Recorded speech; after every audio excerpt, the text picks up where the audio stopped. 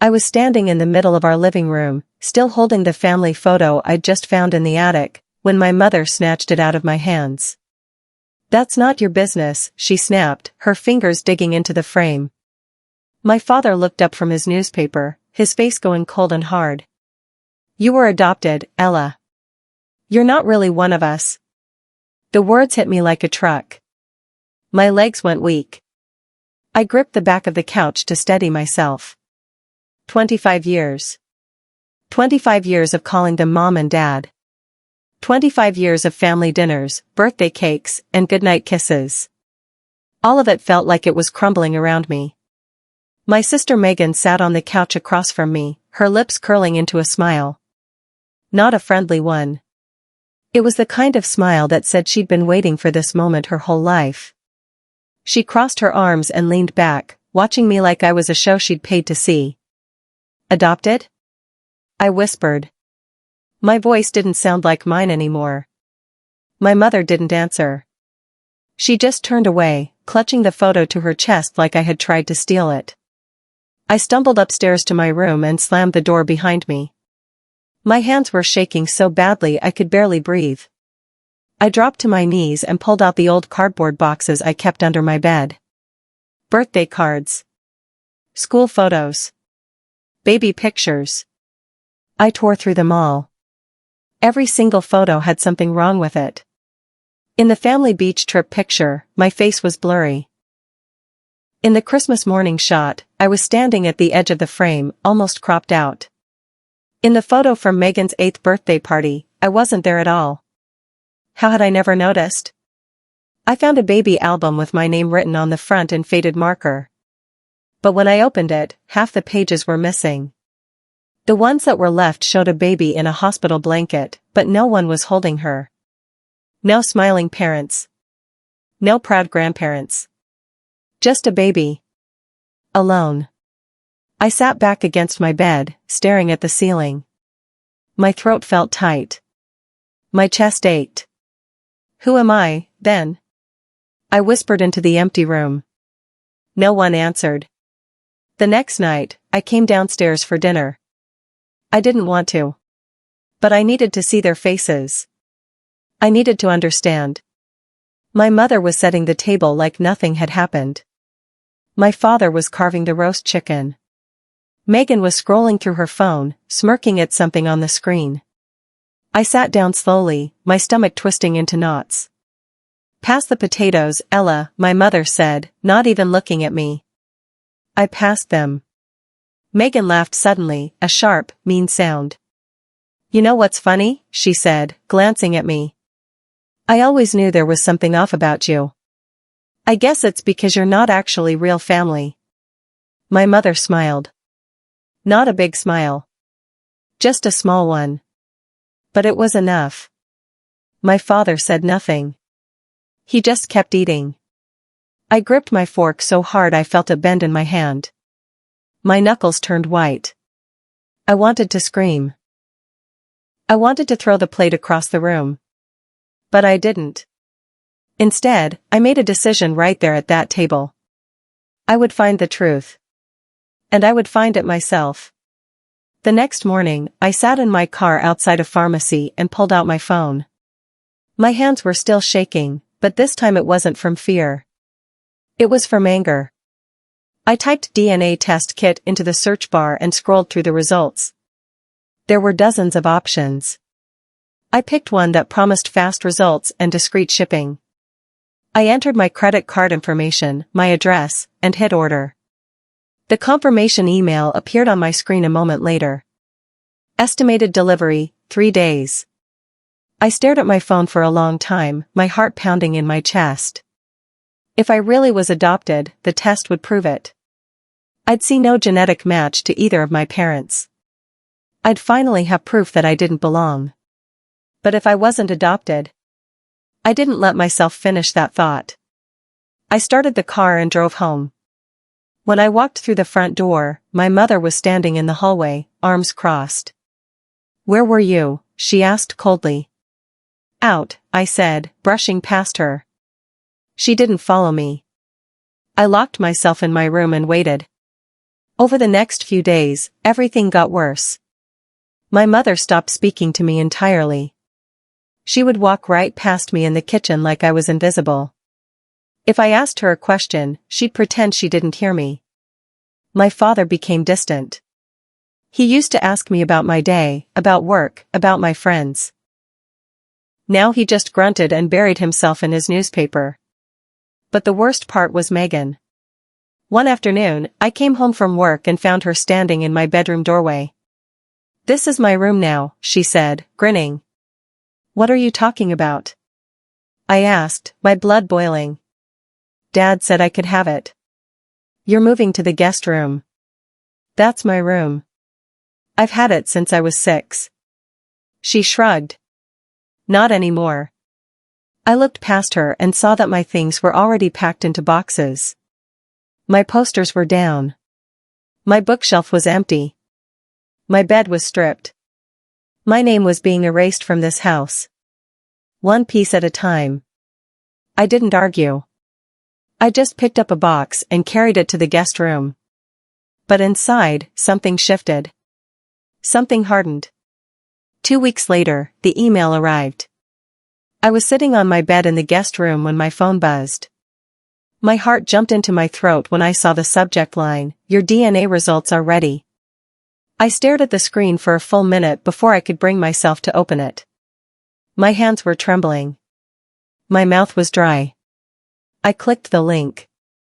The page loaded slowly, and then the results appeared in bold letters. Mother, 100% biological match.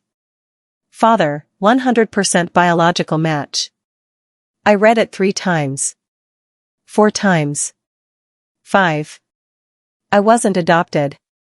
I was their biological child. My chest tightened. My vision blurred. I gripped the phone so hard I thought it might crack.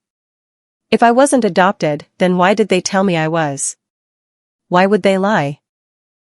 I stood up, clutching the phone in my hand, and stared at the door. My parents were downstairs.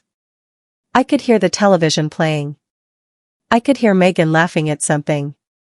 I grabbed the printed copy of the results I'd downloaded earlier and headed for the stairs. It was time to get answers. I burst into the living room, the DNA results shaking in my hands. "Why did you lie to me?" I demanded. My mother looked up from the couch, her face going white. My father stood up quickly, his jaw clenched. "What are you talking about?" he said, his voice sharp. I held up the papers. "These are my DNA results. I'm your biological daughter. So why did you tell me I was adopted?" My mother's hands started trembling. She looked at my father, her eyes wide with panic.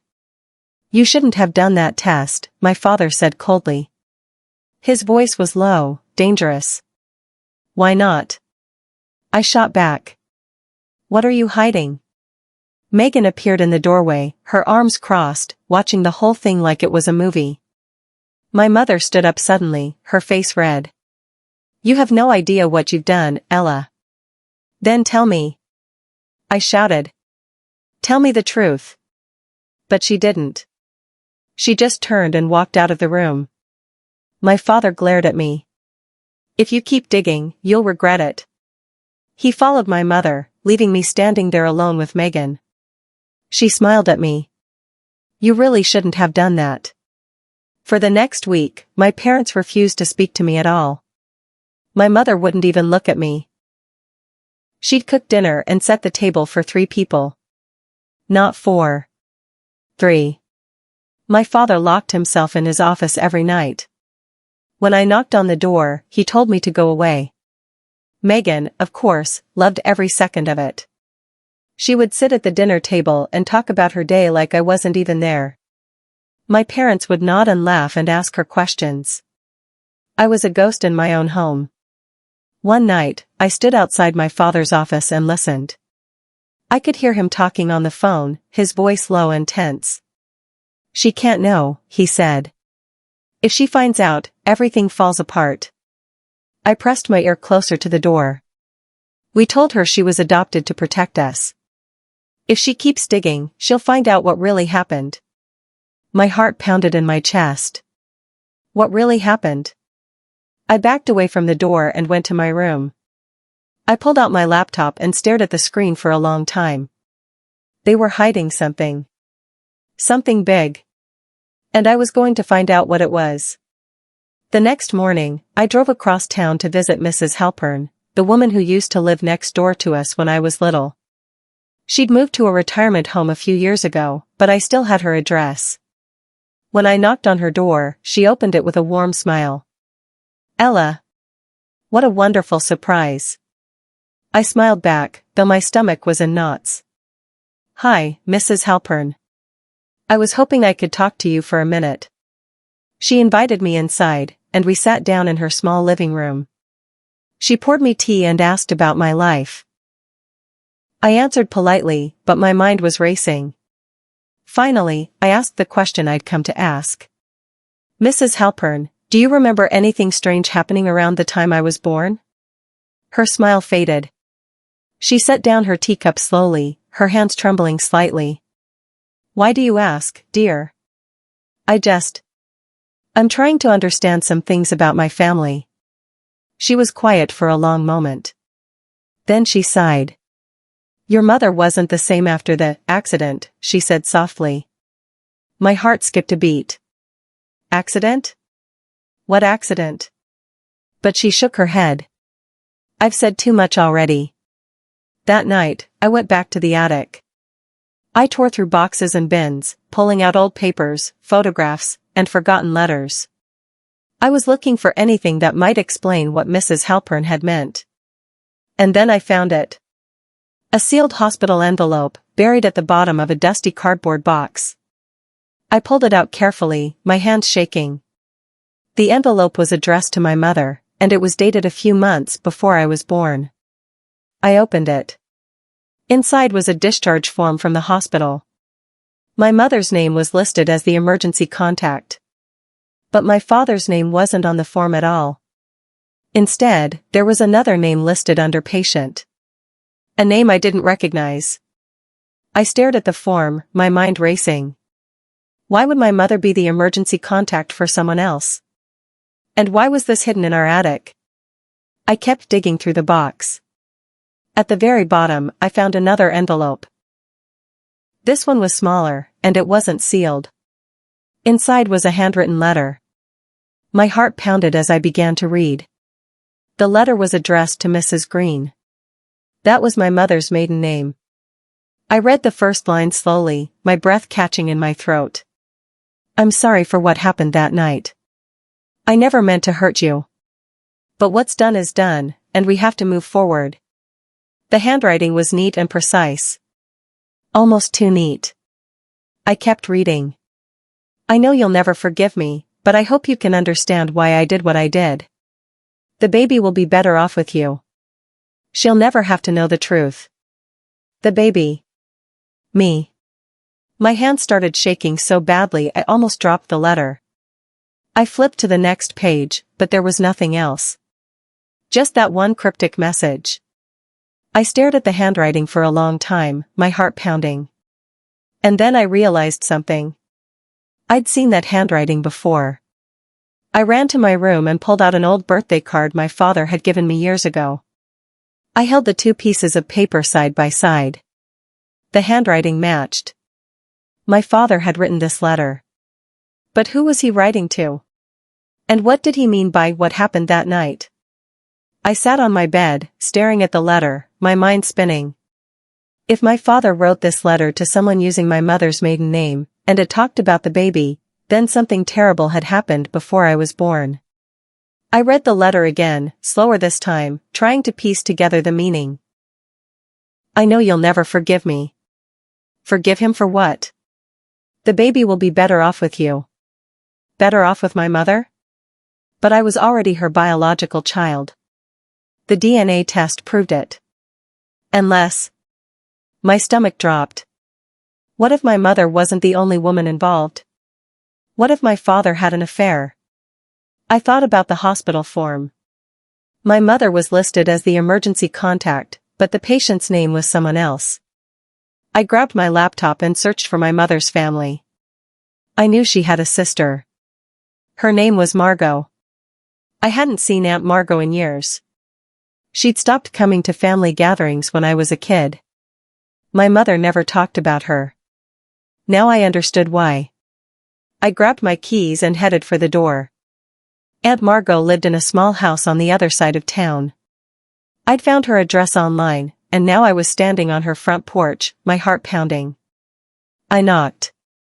A moment later, the door opened, and a woman with graying hair and tired eyes looked at me. Her face went pale. "Ella," she whispered. I nodded. "Hi, Aunt Margot. I'm sorry to just show up like this. I was hoping we could talk."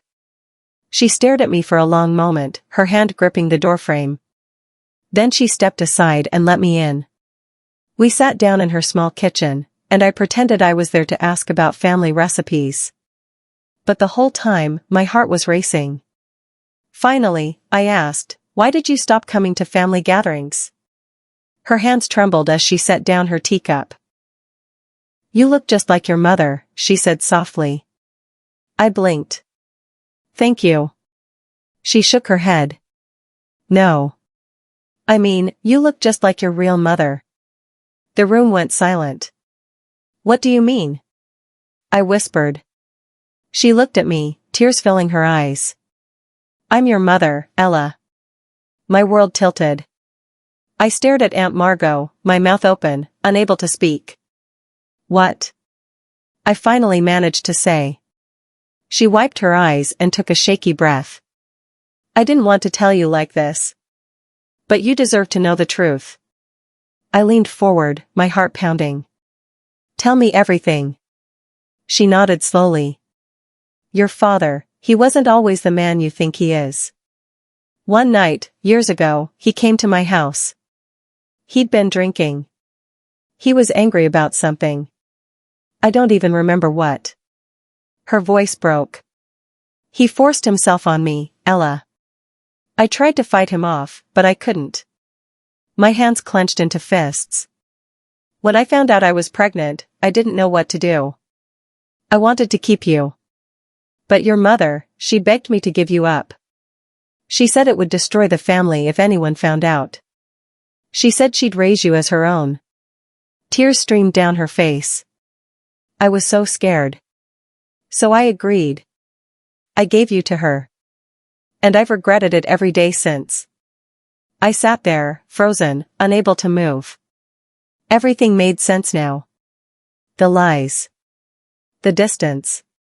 The cruelty. They didn't want me to know the truth. I left Aunt Margot's house in a daze. I sat in my car for a long time, staring at the steering wheel, my mind spinning. My entire childhood had been a lie. My mother wasn't my mother. My father had assaulted my aunt. And they'd made me believe I was adopted to cover up the truth. I felt numb. Hollow. But beneath the numbness, something else was growing. Anger. I drove home slowly, my hands gripping the wheel so tightly my knuckles turned white. When I got back to the house, I didn't go inside. I sat in the driveway, staring at the front door. I thought about all the times my mother had ignored me. All the times my father had been cold. All the times Megan had smirked at me like I was nothing. They'd stolen my childhood. They'd stolen my identity. But they hadn't stolen my future. I pulled out my phone and opened a new note. I started typing everything I knew. The DNA test. The letter. Aunt Margot's confession. I was building a case. And when the time was right, I would make them pay. 2 weeks later, I moved out. I found a small apartment across town and packed my things in silence. My parents didn't try to stop me. They didn't even ask where I was going. Megan watched from the hallway, her arms crossed, a satisfied smile on her face. "Don't come back," she said as I carried the last box to my car. I didn't answer. I just got in my car and drove away. For the first time in months, I felt like I could breathe. My apartment was tiny. Just one bedroom, a small kitchen, and a living room that barely fit a couch. But it was mine. I unpacked slowly, setting up my new space. I hung pictures on the walls. I arranged my books on the shelf. I made my bed with fresh sheets. And then I sat down on the couch and cried. Not because I was sad, but because I was finally free. I wasn't their prisoner anymore. I wasn't their secret. I wasn't their shame. I was just Ella. And that was enough. Over the next few weeks, I started rebuilding my life. I focused on my work. I made new friends. I went to therapy. Slowly, I started to feel like myself again. My therapist's name was Dr. Patricia Coleman, and she was the first person who truly listened to me. I told her everything. The lies. The DNA test. The truth about my father and Aunt Margot. She didn't judge me. She didn't tell me I was overreacting. She just listened. You've been through something incredibly traumatic, she said gently. But you're stronger than you think. I didn't feel strong. I felt broken. Strength isn't about not feeling pain, she continued. It's about choosing to move forward anyway. Her words stayed with me. Over the next few months, I threw myself into my work. I got a promotion. I started taking night classes to finish my degree. I joined a gym. I wasn't just surviving anymore. I was thriving. My parents tried to reach out a few times. My mother left voicemails. My father sent emails. But I ignored them all. I didn't owe them anything. Megan sent me a text once, "Mom and Dad miss you." I deleted it without responding. I was done with them. Done with their lies. Done with their manipulation. I was building a new life. A better life. And they weren't part of it. 3 years passed. I graduated with my degree. I got a new job at a better company. I bought a car. I traveled. I became someone I was proud of. Sometimes, I thought about my parents. I wondered if they ever regretted what they'd done. I wondered if they ever thought about me. But I didn't reach out. I didn't need them anymore. My therapist helped me understand that healing didn't mean forgiving them. It just meant letting go of the anger. And slowly, I did. I still had the DNA test results. I still had the letter. I still had Aunt Margot's confession, which I'd recorded on my phone. I kept them all in a folder in my desk drawer. Just in case. I didn't know if I'd ever use them. But I liked knowing they were there. I had the truth. And the truth was powerful. One day, I got a message from Megan. "Mom's been sick. We're having a family reunion. You should come." I stared at the message for a long time. Part of me wanted to ignore it. To keep living my life without them. But another part of me was curious. After 3 years, what did they want? The reunion was being held at a country club on the edge of town. I hadn't been there in years. I stood in the parking lot, staring at the building, my heart pounding. I didn't want to go inside. I didn't want to see their faces. But I did. I walked through the front doors and into the banquet hall. The room was filled with relatives I hadn't seen in years. Aunts, uncles, cousins. They all turned to look at me when I walked in. The room went silent. My mother was sitting at the head of the table, her face pale and thin. She looked older than I remembered. My father stood beside her, his expression unreadable. Megan was there too, sitting next to them, her arms crossed. I walked slowly toward them, my head held high. "Hello," I said calmly. My mother's eyes filled with tears. "Ella.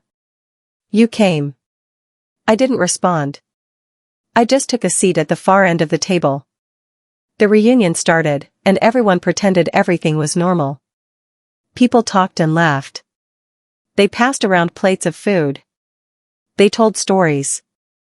But I stayed quiet. I was waiting. Halfway through the dinner, my father stood up to give a speech. He tapped his glass with a fork, and the room went silent. I want to thank everyone for coming today, he began, his voice smooth and confident. Family is the most important thing in the world. And no matter what happens, we always come back to each other. He looked around the room, his gaze landing on me for a brief moment. Unity, he said. That's what makes us strong. The room erupted in applause. I stayed seated, my hands folded in my lap. And then, slowly, I stood up. The room went silent again. I raised my glass and looked directly at my father. Unity? I said softly. You mean the kind that starts with a lie? My mother's face went white. My father's jaw clenched. Ella, he said, his voice low and warning. Sit down. But I didn't. Instead, I reached into my bag and pulled out a folder. I placed it on the table in front of him. Open it, I said. My mother's hands trembled as she opened the folder. Inside were the DNA results. The letter. A printed transcript of Aunt Margot's confession. Her face drained of all color. The room was completely silent. Everyone was staring at the papers on the table. My father grabbed the folder and flipped through the pages, his face turning red. Where did you get this? He demanded. From the truth, I said calmly. The truth you tried so hard to hide. My mother started crying. Ella, please. You don't understand. I understand perfectly, I said. You told me I was adopted to cover up what he did. You made me feel like I didn't belong so you wouldn't have to face your guilt. The guests started murmuring. Someone gasped. Megan stood up, her face pale. This is insane. No, I said, turning to her. What's insane is pretending for 25 years that I was the problem. I looked at my parents one last time. You wanted me to believe I didn't belong. But I was the only one who did. I'm your biological daughter. And you threw me away because you couldn't handle the truth. My mother fainted. My father tried to speak, but no words came out. I turned and walked toward the door. Behind me, I could hear the chaos erupting. Voices shouting. Chairs scraping. Someone calling for water. But I didn't look back. The next morning, I woke up to dozens of missed calls and messages. Relatives I hadn't spoken to in years were calling to ask what happened. Some were angry. Some were supportive. I ignored most of them. But one message caught my attention. It was from Aunt Margot. Thank you for telling the truth. I should have done it years ago. I'm proud of you. I smiled and typed back, thank you for giving me life. I'm proud of you too. Over the next few weeks, word spread through town. My father resigned from his position at the family business. My mother stopped going to church. Megan stopped showing up to social events. Their perfect reputation, built on decades of lies, had finally crumbled. I didn't feel guilty. I felt free. People asked me if I regretted exposing them. If I wished I'd kept the secret. But I didn't. The truth had set me free. And that was all that mattered. I went back to my life. Back to my job. Back to my friends. But everything felt different now. Lighter. I wasn't carrying their shame anymore. A few months later, I visited Aunt Margot at her house. She opened the door with a smile, and we hugged for a long time. We sat down in her kitchen, and she poured us tea. How are you doing? She asked gently. I'm okay, I said. Better than okay, actually. She nodded. I'm glad. We talked for hours. About the past. About the future. About everything we'd missed. She told me stories about my childhood that my parents had never shared. She told me about the day I was born. About how much she'd wanted to keep me. I'm sorry I gave you up, she said, tears in her eyes. I should have fought harder. You did what you thought was right, I said. And I don't blame you. She squeezed my hand. You're so much stronger than I ever was. Before I left, I gave her a gift. It was a framed copy of the DNA results, with a note that said, "Thank you for telling me the truth. You're the only mother who ever did." She cried as she read it. And so did I. A year later, I was sitting in my apartment when my phone buzzed. It was a message from Megan. "Dad wants to talk to you." I stared at the message for a long time. Part of me wanted to ignore it. To keep living my life without them. But another part of me was curious. I agreed to meet him at a coffee shop downtown. When I arrived, he was already sitting at a table in the corner. He looked older. Tired. I sat down across from him. "Thank you for coming," he said quietly. I didn't respond. He sighed. "I know I can't undo what I did. I know I hurt you. And I'm sorry." I looked at him, my expression neutral. "Sorry doesn't change anything." "I know," he said. "But I wanted you to hear it anyway." We sat in silence for a moment. "I don't forgive you," I said finally. "And I probably never will. But I'm done letting you control my life." He nodded slowly. "I understand." I stood up and left without looking back. Months later, I was sitting in my apartment, looking out the window at the city below. My phone buzzed. It was Aunt Margot, asking if I wanted to come over for dinner. I smiled and texted back, "I'd love to." I thought about everything that had happened. The lies. The pain. The truth. I thought about the girl I used to be. The girl who felt like she didn't belong. And I thought about the woman I'd become. Strong. Independent. Free. My parents had told me I was adopted to erase their shame. But the truth hadn't destroyed me. It had set me free. I grabbed my keys and headed for the door. I was done living in the shadow of their lies. I was ready to live my own life. And for the first time in my life, I felt like I truly belonged. Not to them.